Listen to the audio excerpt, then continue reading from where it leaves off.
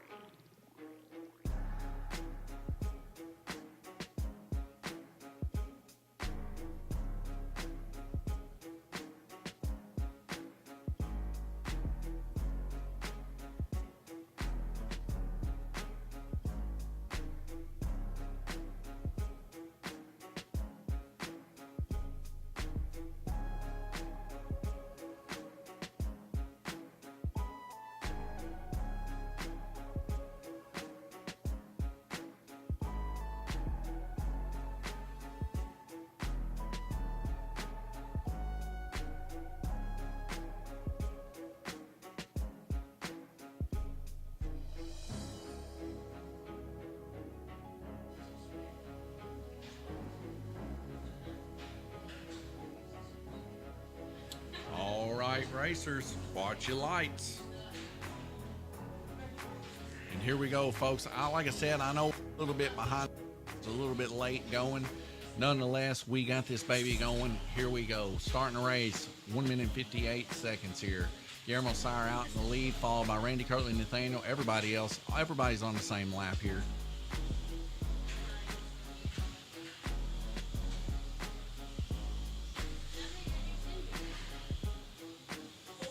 Get a breakout from Guillermo Sire. That drops him immediately to 4th position.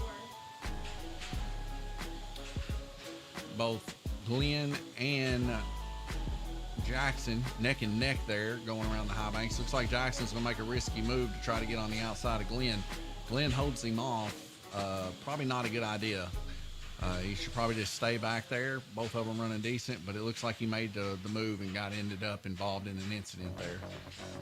That's going to cost him. And just like that, folks, it's stuff like that that will cost you the race. A lot of times better just to hang back, because you can look here, Glenn's now in the high banks, and we can see Jackson now starting his over. So always best to just kind of pull it back a little bit and just basically wait on the guy, even if you are just a little bit faster, simply because if you don't, it could cost you the race. And in this race, we all know how tight it gets. It gets very, very tight before the end of this race. So we can see 27 to 33 right now with 47 seconds left to go. It's still quite tight even after that wreck where Jackson came on.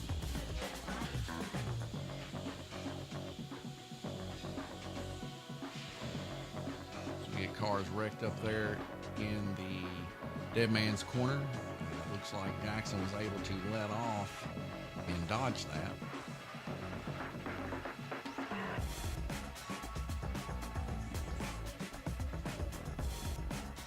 33 seconds left to go. We see Guillermo Sire getting Nathaniel Burden's car and Jay Latham's car put back on the start-finish line.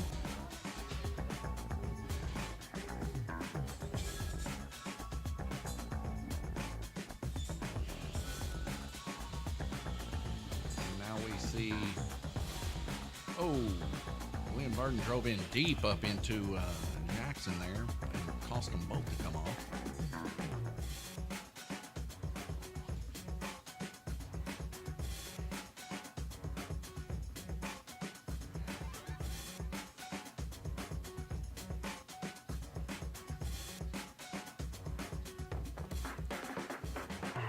Jackson and Glenn, only 2 laps separate them. Glenn 2 laps down from Jay Latham. The bottom is where the battle's at, it looks like. Up top, we got Randy and Guillermo both on the same lap. Randy Kirtley, of course, out in the lead right now. Nice and smooth running here as we see him take the dive bomb down low, passing Jay Latham. And we get 2 more cars. It looks like Glenn and Jackson may be starting somewhat of a rivalry here early on. They did have a little bit of smack talk take place in the GRC. It looked like Jackson was able to overcome that in the GRC race, but it looks like he might have a little bit of payback take place here now as he's on the inside giving Jackson a little bit of rough love. Now, I didn't get to see that last incident there, but I would say that's probably what took place. Jackson, of course, letting Glenn go on by now. But like I said, it's a nice little coast there. Jackson, of course, having about 4 wrecks that heat, and Glenn about 3. Both of them beating and banging on each other already, trying to win the lap or trying to win the race on the first lap. Jackson there, 42 laps, 44 laps. Glenn Burden, Jay Latham, 48. Nathaniel there in 3rd place, 50. Looks like he might be making a run for the top spot here today. Guillermo Sire, 53, and 54 for Randy Kirtley.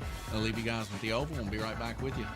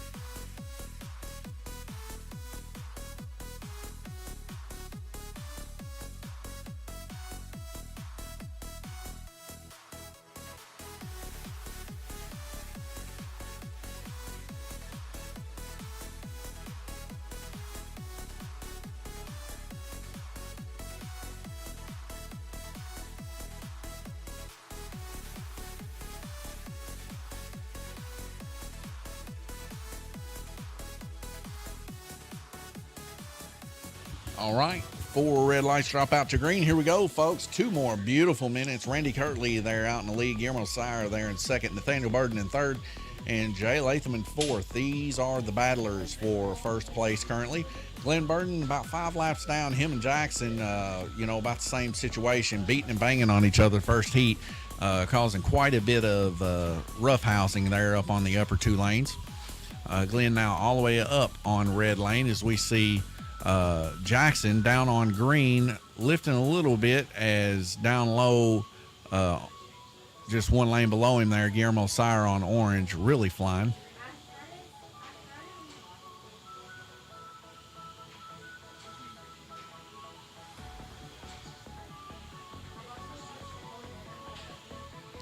Randy Kirtley down there on purple lane as he comes through, and a hard hit from Nathaniel Burden as he sends that black car all the way to the front there and hits Guillermo Sire. Guillermo Sire's car completely busted there.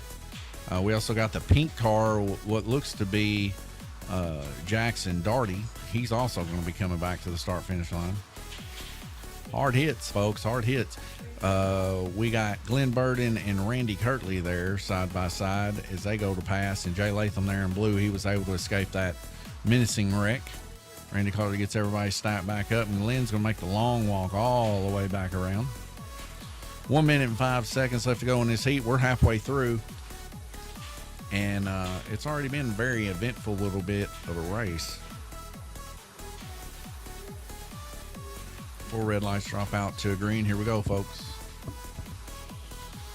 Randy Kirtley, your current leader, gaining a lap there on Guillermo from the big wreck that just took place.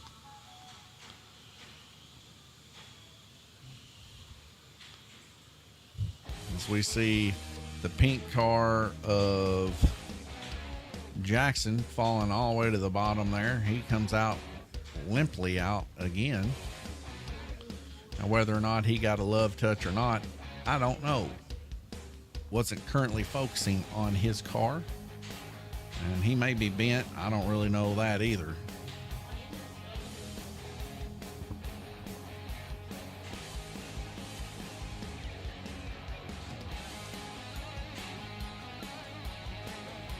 Glenn Burden taking a quick once over the track just to see if there's something up with green lane.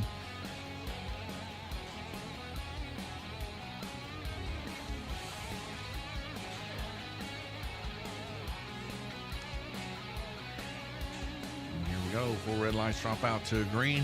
We've lowered the penalty time on the button to 1 second, where it was 1.5 or 2 seconds last week, but people said that was just too long, causing too much of the incidents to take place.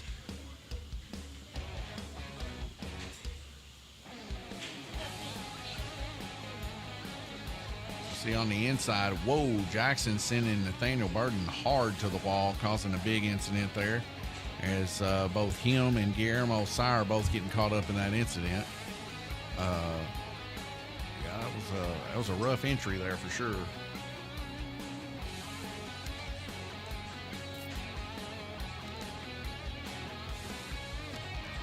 Randy Kirtley looking at Nathaniel Burden's car as it took a rough hit. Guillermo Sire taking a look at his own car as he was sideswiped after the hit. Pure carnage here, folks, already. 28 seconds left to go. 4 red lights drop out to green.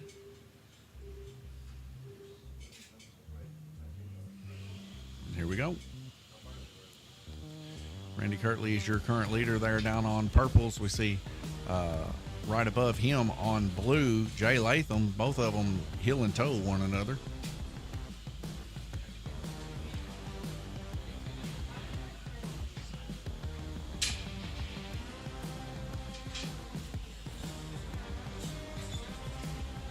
Three seconds left to go in the heat. Randy Kirtley leading the pack here as we get a red flag rotation. We're going to take you over here to the track mate and let you take a quick look here.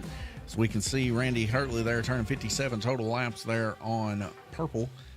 Jay Latham turning 57 there on blue. And Guillermo Sire turning 56 on orange, 53 on yellow. Of course, that yellow lane pretty tough for him. Jackson and Glenn and Nathaniel caught up in a hard wreck there. In this heat, and Jackson, of course, he's came off 3 times that past heat. So nonetheless, I'll leave you guys here with the oval. Let you see these guys work on their cars. We'll be right back with you.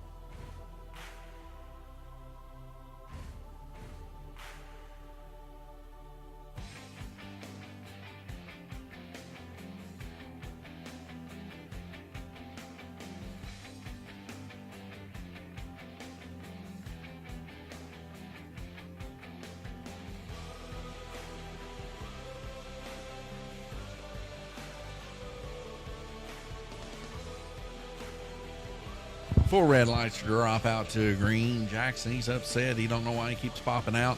So most likely you're bent. He says, well, Randy took a look at it. Doesn't think it's bent. But it's hard to just stick a car up in the sky and see that it's, whether or not it's bent on the sides or whatever. What I'm seeing here, the car's handling halfway decent down here on blue.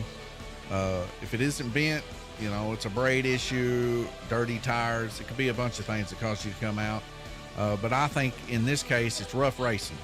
As he's been dive bombing her in, he's been beating and banging on people's quarter panels.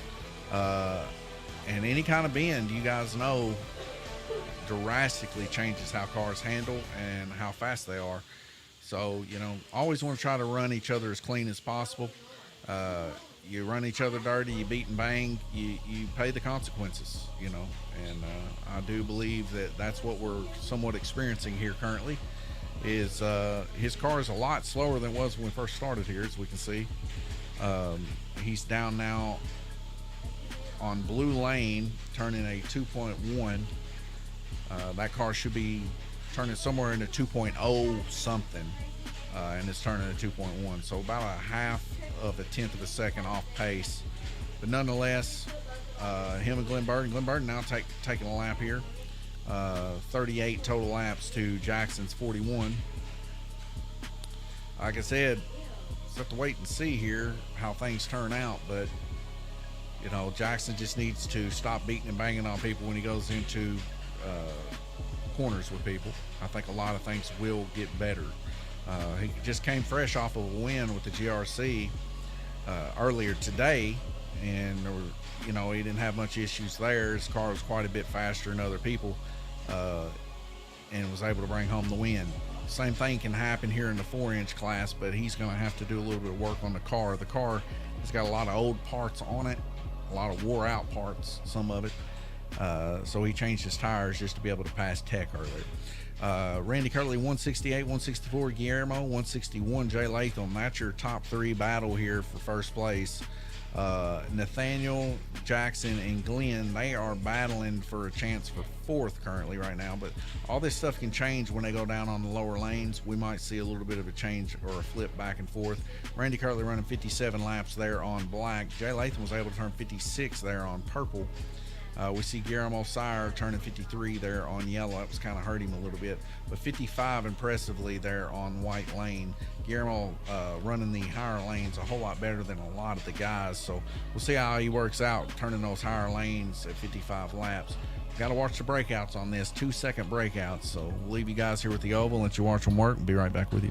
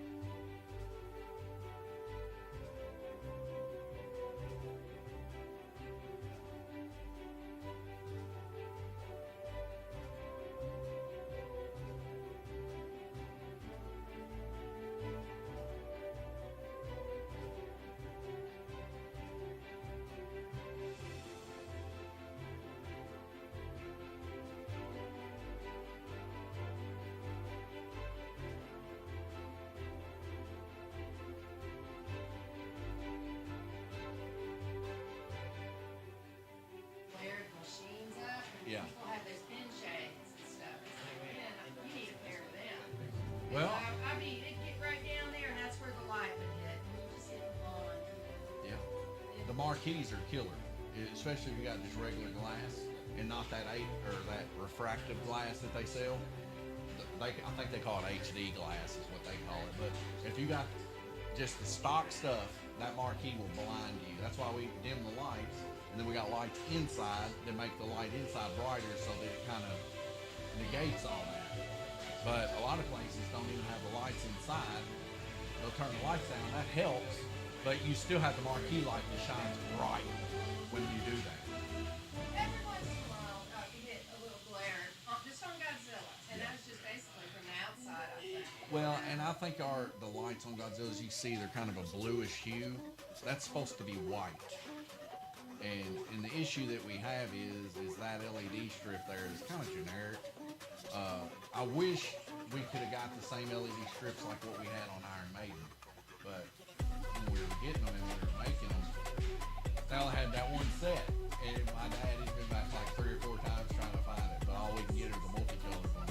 And then so you end up mixing all the colors together, and it ends up being a more bluish shade when they try to make one. And that's not bright. You know, that's more ultraviolet than it is anything. And that makes a big deal. If it was that super bright white light, like what we got on Iron Maiden, you know, that cuts so much glare because you're adding so much light down low, you know. And I ain't gonna spend $300 on a glass on these funny pinball machines. There's plenty of other stuff to spend $300. Yeah, like I would buy it's pinballs. amazing they make all these ways, all these accessories and stuff, and other things just to add on money. You know? And none of it's They make cheap. them perfect in the first place, you know, instead of that. Well, if you get like the limited edition stuff, it's got all that on it. But then you're paying 15 grand, you know, or more. Just depends on the rarity of it. Now you're not going to get like pin sounds and, you know, the Stern headphone stuff like that on there. But you know, everything at the bare minimum usually costs about $100 to add to a pinball machine.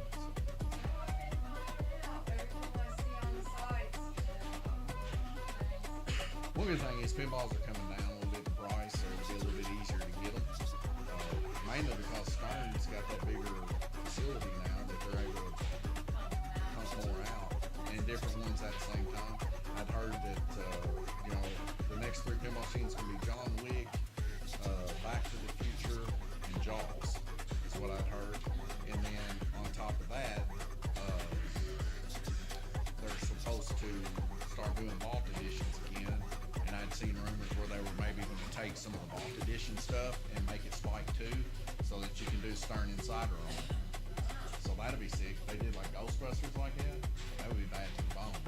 Is Ghostbusters Stern? Yeah, but it's Spike 1, so you can't scan in and do all that stuff.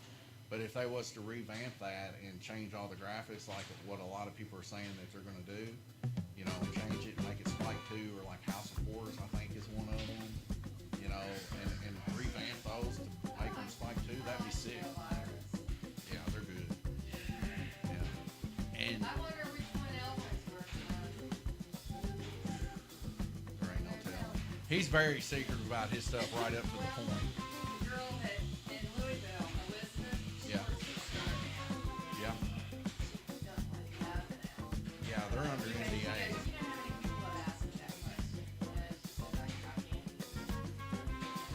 Yeah, I mean, when you're under an NDA that they'll sue you for like $500,000, you'd be in debt for the rest of your life for what? Telling somebody about a pinball machine that may or may not be happening. I think she's working with Louisville. I thought it was them. I'll tell you somebody I tend to like better than Elvin. Jack Daniel. Like the pinball machines he's been involved with are some of my favorites. Like he helped make Nuclear Annihilation and the Jurassic Park Home Edition. I think it's better than Elvin's Jurassic Park. The layout on it, just the flow of it, and then of course the latest is Foo Fighters. Like, He did too. he helped, but you know, some of the shots and stuff, and that's why I say like his mindset is based on like all the good stuff of Gomez and all the good stuff of Elwin. he can sit back and look at these guys, take inspiration from it, and then he creates his own stuff with their inspiration. And I'll tell you, man, between Elwin and Gomez, and you know, those two, they make really good pinball machines, in my opinion. And just him drawing a lot of his inspiration from that. You know, I mean, you look at Foo Fighters, that's a great game. It's got good flow. So, you know, Ellen's really good at it. It's got crazy shots, like what you can see with Gomez, kind of like Deadpool, you know. You can feel a Deadpool vibe when you play Foo Fighters, you know what I mean? It's got that Deadpoolish feel to it. But at the same time, it still has that nice flow. Like, I love that left shot. Even though it doesn't really give you nothing, but that left shot that curves back around and goes to the right, I love that shot. And that's some Elwin flow, like, when you hit the tail, or not the tail whip, but the loop on Godzilla, and you do it like 3 or 4 times, and then it comes off and you shoot it down to the tail whip, it's the same kind of flow as you see on like Iron Maiden. When you're up top and you shoot that little loop, and then you shoot the big one. You know? I can win Godzilla all day long.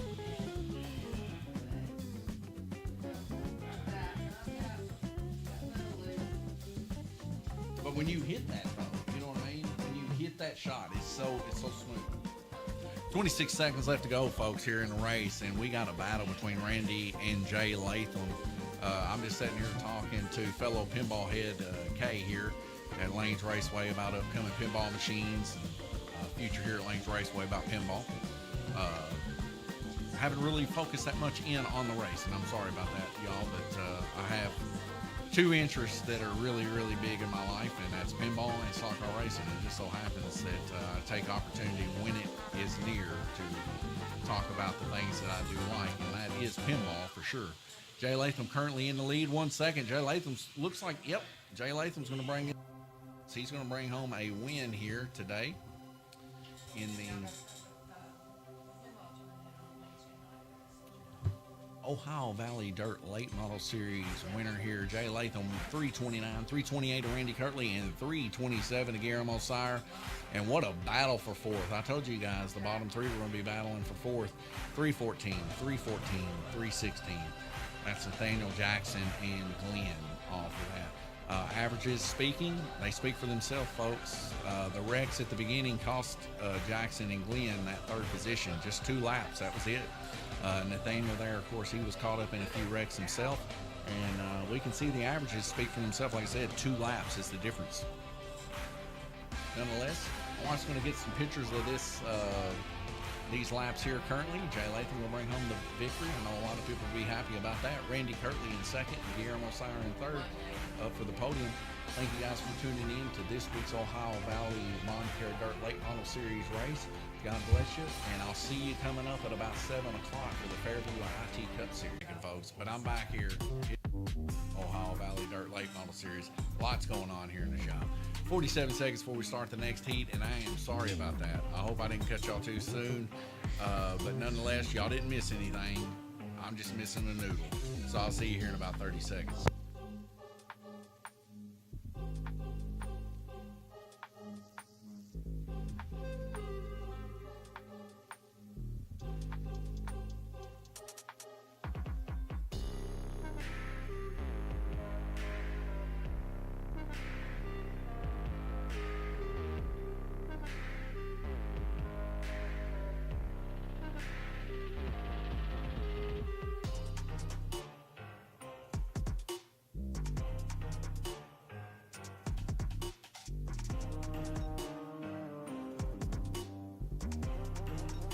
Right, 4 red lights are going to drop out to a green, and we are still Ohio Valley Dirt Late Model Series. See you, Kay. That's what I get for getting off subject, I guess. But I am sorry for all those rooting for Jay that I just gave him the win previously. There's still 2 more heats left to go, folks, so bear with me. Jay Latham in the lead, tied 336, 336. Guillermo and Randy Kirtley down low.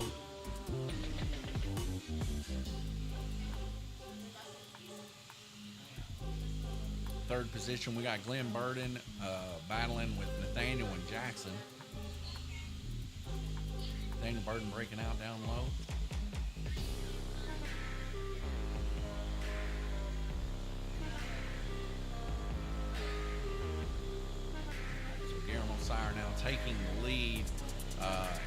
just what I'm seeing here, he's going to hold on to that probably, folks.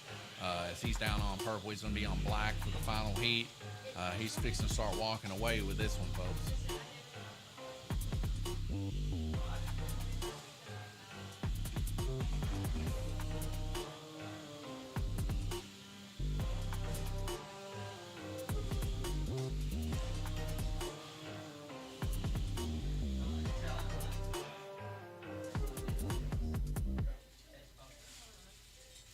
Flag call here. It looks to be Jay Latham's car. They're in white lane.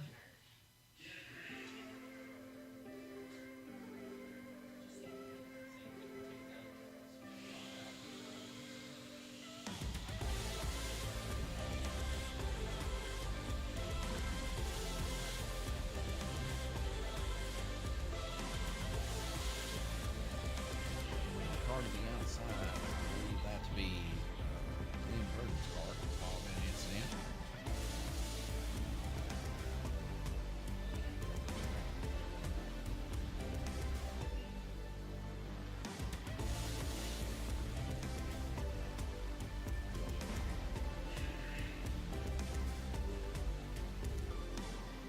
A lot of wrecks so far here in the Ohio Valley Dirt Late Model Series today. A couple heats, of course, we've seen not too much. It might be about time for Nathaniel motorist. Nathaniel is used to running right up there up front with the guys, but in this case, the past couple races, he's been falling towards the back a little bit. Now for Guillermo Sire, he's been running up front quite a bit here lately, and we can see that him running off from Jay and Randy here in the final heat or so. As Randy will move up to the higher portion of the track. After this, we'll take a look at the track mate and see about where Guillermo really started taking off.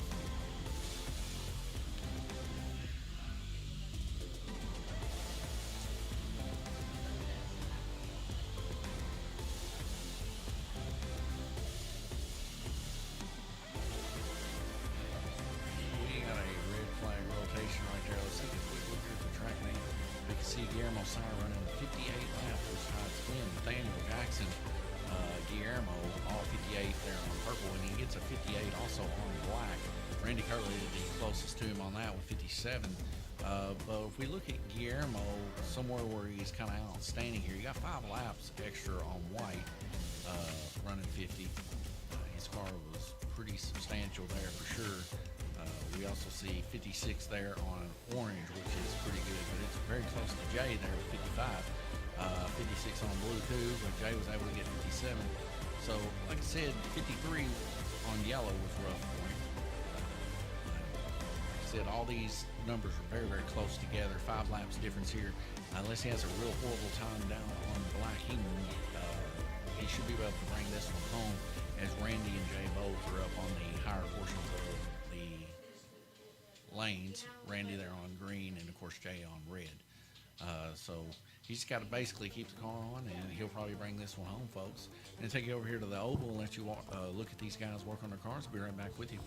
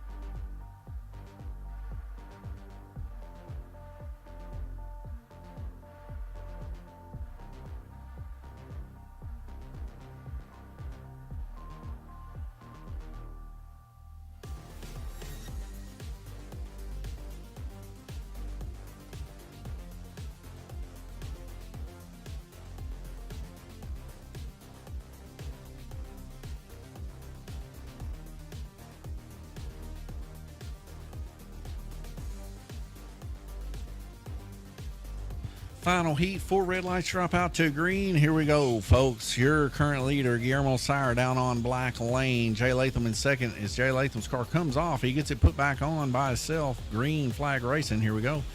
Jackson there on white lane as we get a car to come off. It looks to be Nathaniel Burden's.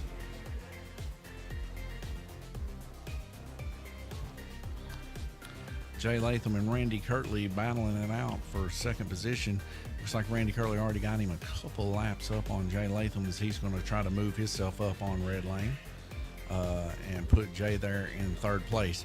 But a podium, when you're talking about this caliber of racing here as close as it is, you know, a podium is good in this race. It basically means you didn't wreck a lot and you had a decently smooth, fast car. Wrecks are very, very detrimental in this kind of racing. So we start seeing Glenn and Nathaniel try to mix up a little bit with Jay Latham here. They're in the high 80s. Jay's in the low 90s currently.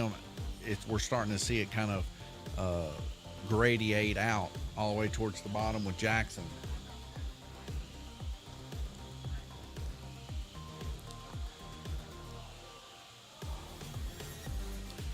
Guillermo Sire currently 9 laps ahead of everybody else with 1 minute and 5 seconds left to go. And we get a car resting on blue. That's Jackson, as Jackson's car came out and then rested on blue. So it came out of white, narrowly missed everybody there, and got hooked back up there on blue. Jackson, of course, he's been in here after every heat. He has not been pleased with that car. Motor's down. There's a lot of things going on with that car. I've looked at it. It's not in horrible shape for sure, but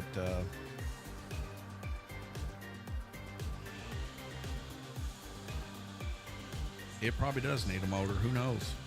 I know he voodooed it a couple weeks back, and that kills him, folks. I mean, yeah, you get a couple minutes worth of good speed, I guess you would say, but then after that, it's like they gunk up and they don't do well. So that was a technique back in the day a lot of us used when we didn't care about smoking motors. Get whatever we could out of it with voodoo drops. But in this case here, the FK motors, they really do not appreciate it at all. As we see there on red lane, Jay Latham moving up to try to make a pass here.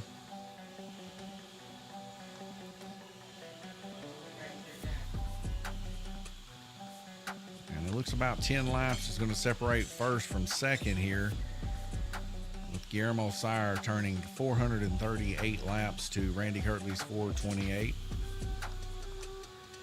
Exciting things coming in our next series for sure. We're going to have like an IROC type series where you have to run what we got here at the shop, and everybody will get their opportunity to run every single car, and it's going to be an 8 race battle for 8 weekends. And then also we're going to have couple other series, maybe an open group 12 series. So just something to take a look at in the future coming up here at Lanes Raceway. And of course, we are going to run this series again in the GRC series. So exciting things coming up for the winter type series. I know a lot of guys have been wanting to run like an IROC type series, so we're going to do it. And you don't have to worry about building a car. You don't have to worry about a motor. You don't have to worry about none of that, as all that will be provided here at Lanes Raceway, and everybody will get an option to run one of the cars. All you got to do is pay to get in the series and run one of the 8 cars. That's all you got to do. Nonetheless, Guillermo Sire is going to bring this bad baby home. 441 total laps. Randy Kirtley 430 and 429 for Jay Latham. Just to show you how close it was from the very top to the very bottom, averagely speaking, less than 4 laps separated these guys. So everybody ran an exceptional race. 51.9, almost 52 of Jackson, all the way up to 55.1 on average for Guillermo. You know, there's a big difference there between first and second, 55.1 to 53.8. But other than that, everybody else is right there neck and neck, except to the bottom there where Jackson had some wrecking troubles there, bringing him down to 51.9. But we can take a look here at Purple Lane and see that Jackson definitely did have a fast car there, turning 58 laps. That's the highest laps turned there on Purple compared to anyone else. You know, Nathaniel, Glenn, and Guillermo all ran 58 laps on Purple. But you know, he suffered quite a bit up high. 49 laps there on green, 48 on white, and 42 on red. Now, you know, the deal is wrecks were ensued there on the red and white lane. That was some of his first racing there, him and Glenn getting caught up in altercations. And that's what we're seeing here. Anytime we look at this, like we see Glenn turning 49 and 44 there on red and white, those were the altercations that took place, and wrecks taking place. You know, 48 there, Nathaniel. So up high was brutal for people in this race, but nonetheless, what a race it was. And I think it wasn't too bad, as we're fixing to have to jump right into the Fairview IT Cup race here at 6 o'clock. So it is 6 o'clock right now. We're going to end this stream here for the IndyCar. I know it's a two-parter because I left a little bit early.